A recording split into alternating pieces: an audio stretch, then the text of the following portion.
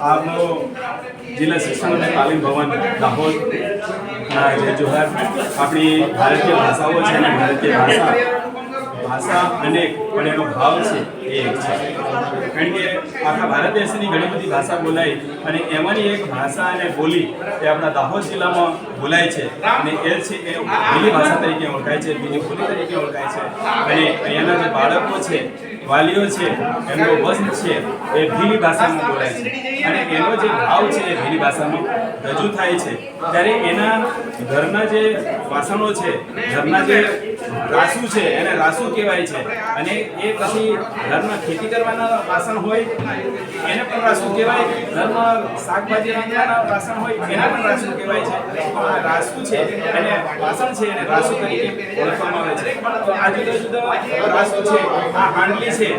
એને મોરડું આપણ કહેવાય છે, આ છાટકો છે એને ચમચા તરીકે ઓળખાય છે, આ ઘડો છે એને માટલું આપણે માની ભાષા માટલું કહીએ છીએ। અહીંયાની ભાષાના બાળકો છે એ આને રૂપમાં સેવા બનાવવા બટા તો એ કલેડું છે એમ કલેડું ચોક્કસ કહેશે પણ એને પછી લખતી વખતે તવો એમ કહેવો પડશે। ત્યારે અહીંયા જે આપણે આ ગાડું છે, ગાડું આપણું જૂનું પીવા માટેનું સાધન છે અને એની પાછળ ઘણી બધી અધ્યયન નિષ્પત્તિઓ સિદ્ધ થાય છે। ત્યારે બાળકોને જ્યારે અભ્યાસ કરાવીએ ત્યારે એને પૂછ્યું બેટા આને શું કહેવાય, તો ડગરો કે ડાહો એવું કહેશે, ડગરો અથવા ડાહો કહેશે। ત્યારે એને પછી બાળક એવું છે કે બેટા એને બળદ પણ લખાય છે, તો બળદ પણ લખાય છે। તો એને આ પૈડું છે એના જે હથિયારો છે એના ઉપરથી ઘણા બધી વસ્તુ ગણિત પ્રણાલી ઉપર ભણાવી શકાય છે, એનું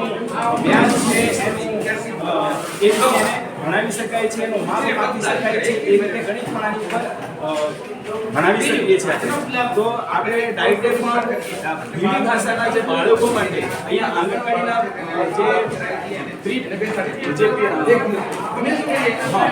સ્કૂલ છે અને એના માટેનું આ જે સ્થાનિક શબ્દો છે અને માન્ય ભાષાના શબ્દો છે એમાં પણ ડાયટે એનો અભ્યાસ કરી અને એનું મોડ્યુલ બહાર પાડી અને ધોરણ 1, 2 ના શિક્ષકોને બહારના જે શિક્ષકો છે એને તાલીમ પણ આપી છે। એટલે આ જીસીઆર દ્વારા આપણે જે અહીંયા સ્થાનિક શબ્દો છે એ શબ્દોનું આપણે જે પેપર પ્રેઝન્ટ કર્યું એના શબ્દો પણ અહીંયા મૂકવામાં આવ્યા છે, એ પણ શબ્દો સારી રીતે અહીંયા રજૂ થયા છે, એ પણ આપ જોઈ શકો છો। આગળ આપણા દાહોદ ડાયટે આપણો દાહોદ જિલ્લો એના ઉપર પણ આપણે મોડ્યુલ બનાવેલું છે 2014માં, એમાં પણ આપણો જે ઇતિહાસ છે દાહોદનો એનો પણ ખૂબ સારી રીતે આપણા દાહોદ જિલ્લાની દરેક પ્રાથમિક શાળાઓને આપવામાં આવ્યું હતું। તો આપણે જે અહીંયાની ભાષા છે, બોલી છે, આપણા ગુરુજીઓ છે, શિક્ષકો છે એ બહારના જિલ્લાઓના છે, એમની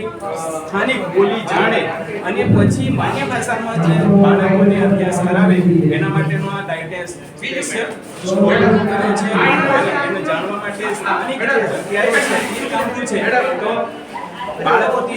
બોલે છે પણ એને ધનુષ્ય આવે છે બાળકોને કેવું પડે ત્યારે ધનુષ્ય લખી શકે છે। એ રીતે અહીંયા બહુભાષીય છે, બહુભાષીય દાખલા તરીકે પાઘડી છે એની ભાષામાં પાઘડી બોલાય છે પણ હિન્દી, અંગ્રેજી અને સંસ્કૃતમાં આપણે બોલી શકીએ। એની ભાષામાં ગાય છે અને ડગરી એવું કહેવામાં આવે છે, ગાય, ડગરી, ગાય, ગાય, કાઉ, ધેનુકો એ રીતે આપણે બાળકોને સારી રીતે અભ્યાસ કરાવી શકીએ છીએ। એટલા માટે આ ભારતીય ભાષા ઉત્સવમાં આ ભાષા અનેક પણ એનો ભાવ એક એના ઉપર આ સ્કૂલ ઉભો કરવામાં આવ્યો છે અને દરેક આપણા દાહોદ જિલ્લાના જે ઇનોવેટર પણ આવેલા શિક્ષકોને આનો પણ ભરપૂર લાભ લીધો છે। તો અહીંયા આ ભાષાઓ આપ જાણો અને એનું મહત્વ સમજો અને બાળકો સુધી, વર્ગ સુધી લઈ જાઓ એવી અપેક્ષા છે। દાહોદ વતી આપને ખૂબ ખૂબ શુભેચ્છાઓ। દાહોદ જિલ્લા દ્વારા જે સ્કૂલ ડાયટ દ્વારા સ્કૂલ કરવામાં આવેલો છે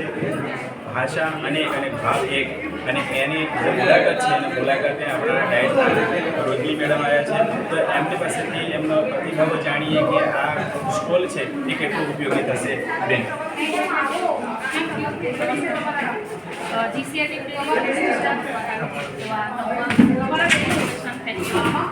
અમારી પાયલેટની જે સંસ્થા જે છે અને એના દ્વારા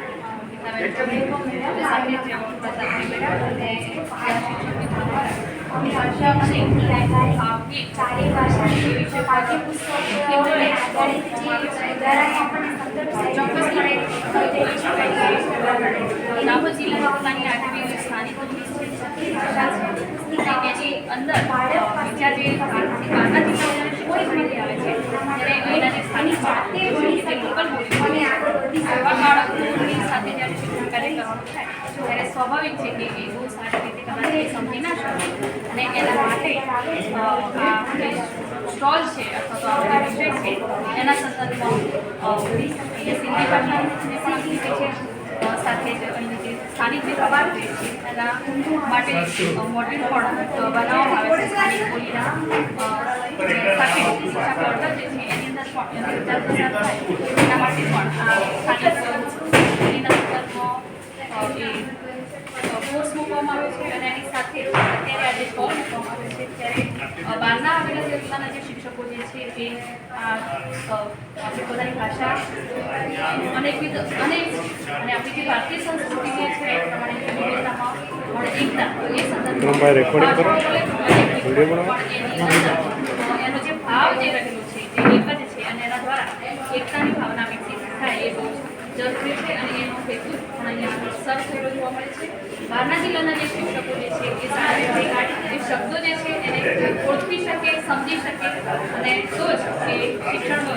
વ્યવહાર હોય કે વર્ગખંડનો વિદ્યાર્થીઓ સારી રીતે કામ કરી શકે અને દ્વારા આપણું જે ગુણવત્તા શિક્ષણમાં વધારો લાવવાનું જે કાર્ય છે એનો હેતુ છે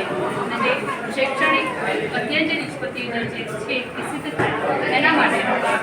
છે અને ચોક્કસ સરસ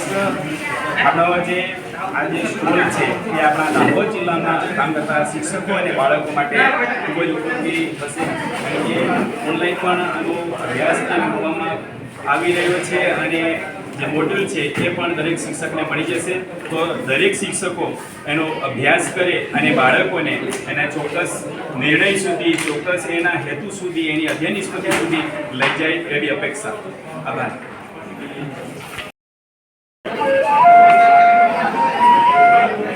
ગીતો ગવાય જ્યારે આપણે લગ્ન ગીતો ગવાતા હોય અને લગ્ન ગીતો ગરબા ગવાતા હોય ત્યારે ગરબાની મોસમ છે એટલા માટે તારી આંગળીનો સાળો ગોવાળિયા રે લોલ તારી આંગળીનો સાળો ગોવાળિયા રે તારી આંગળી ભાગી આલુ ગોવાળિયા રે લોલ તારી આંગળી ભાગી આલુ ગોવાળિયા રે લોલ તારા નૈણાનો સાળો ગોવાળિયા રે લોલ તારા નૈણાનો સાળો ગોવાળિયા રે લોલ તારા નૈણા થોડી આલુ ગોવાળિયા રે લોલ